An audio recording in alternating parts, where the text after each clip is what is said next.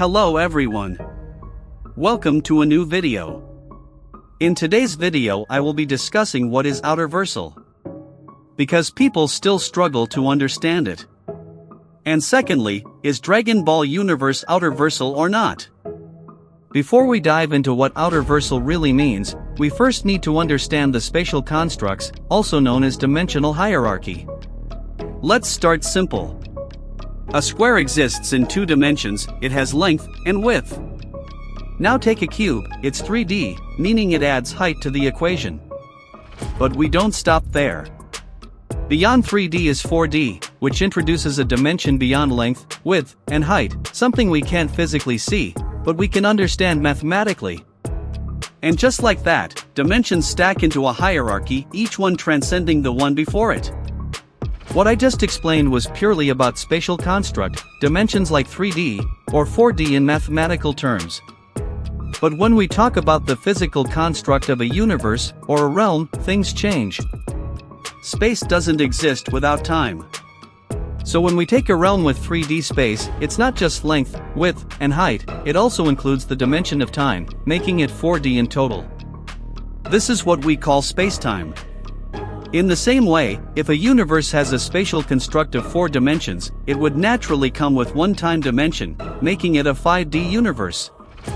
And this pattern continues upward, building a full dimensional hierarchy. Now, when a character has the ability to destroy a 4D realm, they are scaled as high universal plus.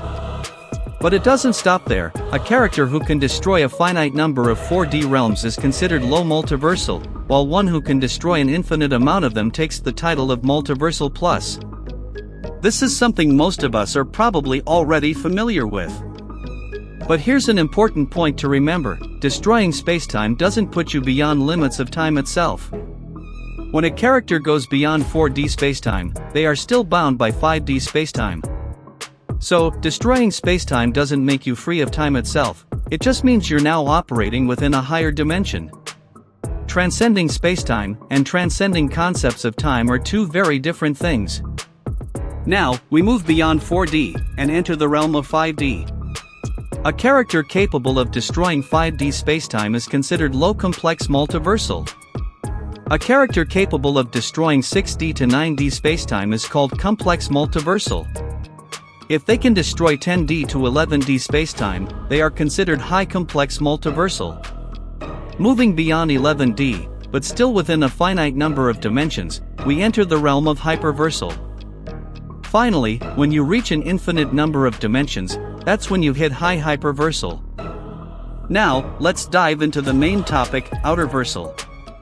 There are 3 kinds of Outerversal, each with its own level of transcendence. First up, low Outerversal. This refers to being beyond infinite spatial hierarchy or spacetime, meaning, it's beyond even transcending infinite dimensional constructs.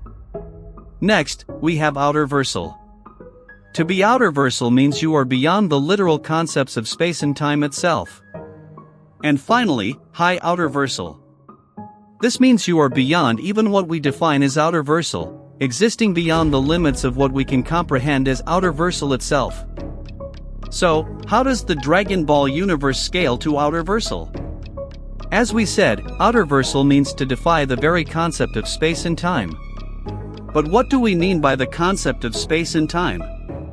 A concept is an abstract idea that helps us define or construct something. For example, the concept of air refers to the idea that gives air its existence. It's the underlying idea that allows air to be what it is. Now, let's talk about the concept of space and time. Space and time exist side by side, they need each other to even exist. The concept of space and time is the idea that allows both of these elements to function together. Without one, the other cannot exist. Now, let's dive into Dragon Ball's cosmology. I'll keep it quick without getting too deep into the details.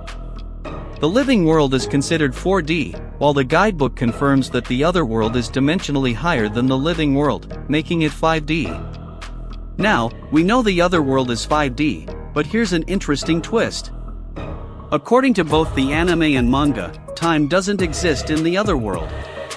And since we know that space and time have to exist together, This means that the other world defies the concept of both space and time. There are also guidebook scans that confirm this, which puts Otherworld above concepts of space and time. But of course, there's an argument against it. If the other world is beyond time and space, then why does it have a past and future? Let's take an example. Imagine we have a character who is beyond the concepts of time and space, but this character enters a timeline. Now, this character decides to live there forever, and time begins to pass in that timeline. Later, another character decides to travel back in time. By logic, this Outerversal character should be in the past, since he lives within that timeline. But here's the twist, this character cannot actually have a past, because he's beyond time itself. This is where the idea of parallel timelines comes in. A parallel timeline isn't the past or future of any other timeline, it's a completely different reality. One parallel world is neither the past nor the present of another parallel world. These realities are separate and exist independently, freeing us from the paradox.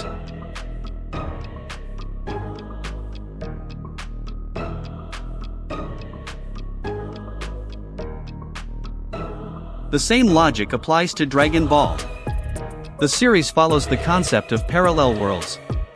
When a character attempts to time travel, they don't actually go to the past, instead, they end up creating a parallel world, a completely different reality.